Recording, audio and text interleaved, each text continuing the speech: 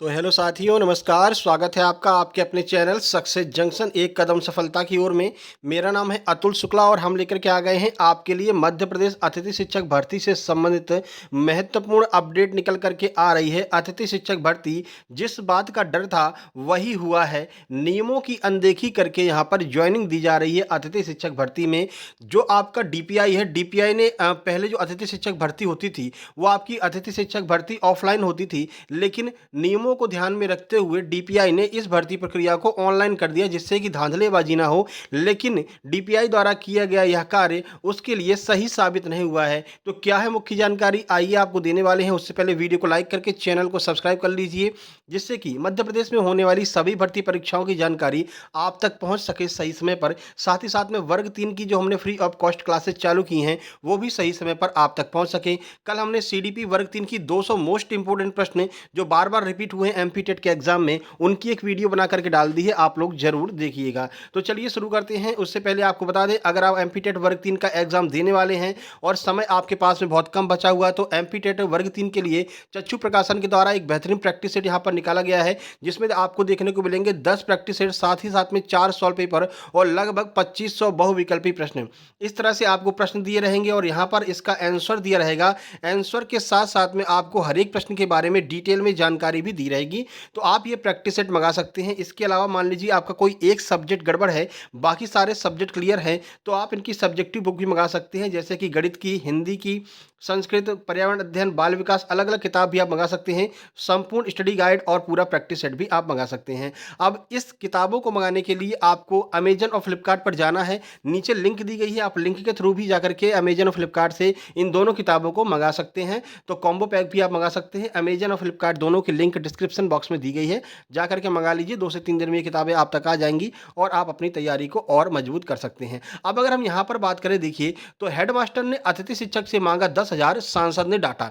देखिए, जब बहुत सारे ऐसे अतिथि शिक्षक हैं जिनको ज्वाइनिंग नहीं दी जा रही, हालांकि वो एलिजिबल हैं, उनका सिलेक्शन भी उस स्कूल में हो गया है, ठीक है, और जो हेडमास्टर है, हेडमास्टर और प्राचार्य के पास में उनकी ज्वाइनिंग रिक्वेस्ट भी पहुंच गई है, फिर भी उनको ज्वाइनिंग नहीं दी जा रही है। जो वहाँ पर आपके प्राचार्य हैं, प्राचार्य महोदय डायरेक्ट यहाँ पर बात नहीं कर रहे हैं, हेडमास्टर से बोल रहे हैं भाई तुम इनसे पैसे मांगो, अगर ये पैसे देते हैं तो ठीक है, नहीं कोई ना कोई कारण बता करके इनकी रिक्वेस्ट को रिजेक्ट कर देंगे और इनकी जगह पर अपना जो अतिथि शिक्षक जो अपन को रखना होगा उससे 10,000 रुपये लेकर के उसको यहाँ पर ज्वाइनिंग दे देंगे। तो ये छिंदवाड़ा का कांड यहाँ पर सामने आ रहा है। अमरवाड़ा प्रवास के दौरान फोन पर सांसद ने इनको फटकारा है। तो आप अपनी शिकायतें लेकर के जरूर जाइए किसी न किसी के पास में।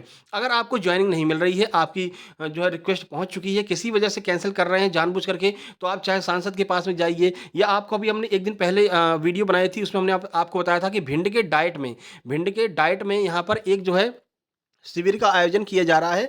अतिथि शिक्षकों की जितनी भी मतलब समस्याएं हैं, आप उन सभी समस्याओं को लेकर के वहां पर जा सकते हैं। वहां पर सभी संकुल प्राचार्य के अलावा सभी कलेक्टर और आपके जो है जिला शिक्षा अधिकारी वहां पर उपलब्ध रहेंगे और सबकी बातें सुनेंगे। और डीपीआई ने साफ साफ कहा है, अगर कोई अतिथि शिक्षक अपनी शिकायत लेकर के जाना चाहता है तो उसको छुट्टी देना अनिवार्य है। जितने भी आपके प्राचार्य हैं सबको बोल दिया है कि उसको आपको छुट्टी देना अनिवार्य है। अब डेट शायद 5 नवंबर है, ऐसा कुछ है। प्रीवियस वीडियो आप देख लेना, अभी कल या परसों हमने वो वीडियो बनाई थी, वो आप वहां पर दिख लेना। आप अपनी शिकायत वहां पर कर सकते हैं, आपका तुरंत निराकरण किया जाएगा, ठीक है।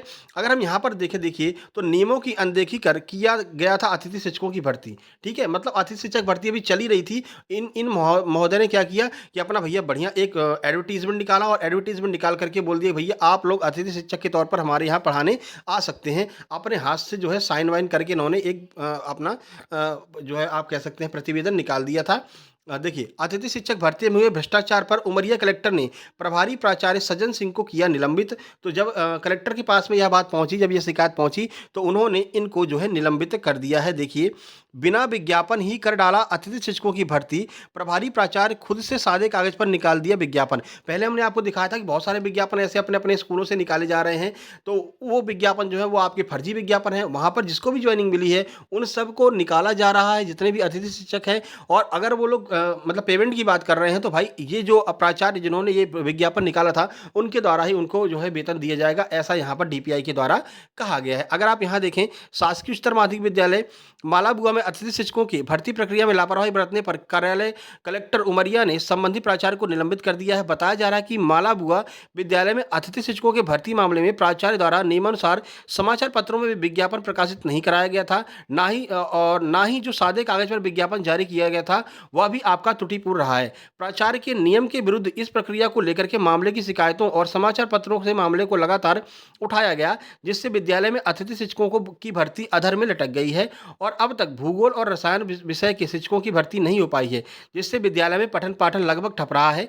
मध्य प्रदेश शासन ने अतिथि शिक्षकों के भर्ती मामले में आदेश जारी करते हुए कहा था कि जिन अतिथि शिक्षकों के विषय में 30 या उससे कम परीक्षा परिणाम आए हैं, उन विषयों को छोड़कर के बाकी अतिथि शिक्षकों को पिछले सत्र में अध्यापन कराते रहे हैं, उन्हें बगैर विज्ञापन के सीधे आमंत्रित किया जाना है। लेकिन मालाबुआ के प्राचार्य के द्वारा इसका भी पालन नहीं किया गया। इस अतिथि शिक्षकों की भर्ती प्रक्रिया त्रुटिपूर्ण मानते हुए कलेक्टर उमरिया ने कठोर कार्रवाई करते हुए संबंधित प्राचार्य को निलंबित करते हुए परियोजना प्रशासक एकीकृत आदिवासी विकास बांधवगढ़ में संलग्न किया है। ये जो आपकी अपडेट है, ये जो है बांधवगढ़ में यहाँ पर पहुंचा दी गई है। प्राचार्य के निलंबन से यह सवाल खड़े कर दिए गए हैं कि आखिरकार जिन अनियमितताओं ने प्राचार्य को ले डूबा है, उन अतिथि शिक्षकों की भर्ती निरस्त कर दोबारा भर्ती प्रक्रिया को अंजाम दिया जाएगा कि जो भर्ती की जा चुकी है उसे ही वैधानिक मानते हुए अनवरत रूप से अध्यापन कराते रहेंगे। यानी कि जितने भी यहाँ पर अतिथि शिक्षकों की ज्वाइनिंग हुई है, क्या उसे निरस्त कर दिया जाएगा या दोबारा से जो है विज्ञापन निकाला जाएगा, या जो अभी पढ़ा रहे हैं उसी को वैधानिक मानते हुए यहाँ पर पढ़ाया जाता रहेगा। इस गंभीर विषय पर शीघ्र ही जिले के वरिष्ठ प्रशासनिक अधिकारियों के निर्णय पर लोगों की आंखें गड़ी हुई हैं। अपेक्षा है कि वरिष्ठ अधिकारी शीघ्रतापूर्वक फैसला कर छात्रों के भविष्य को संवारने का काम करेंगे। सज्जन सिंह परस्ते, प्रधानाध्यापक प्रभारी प्राचार्य, शासकीय उच्चतर माध्यमिक बालबुआ द्वारा अपने पदीय दायित्वों का निर्वहन न करने की मनमानी तरीकों से नियम विरुद्ध अतिथि शिक्षक की भर्ती किए जाना पाया गया है।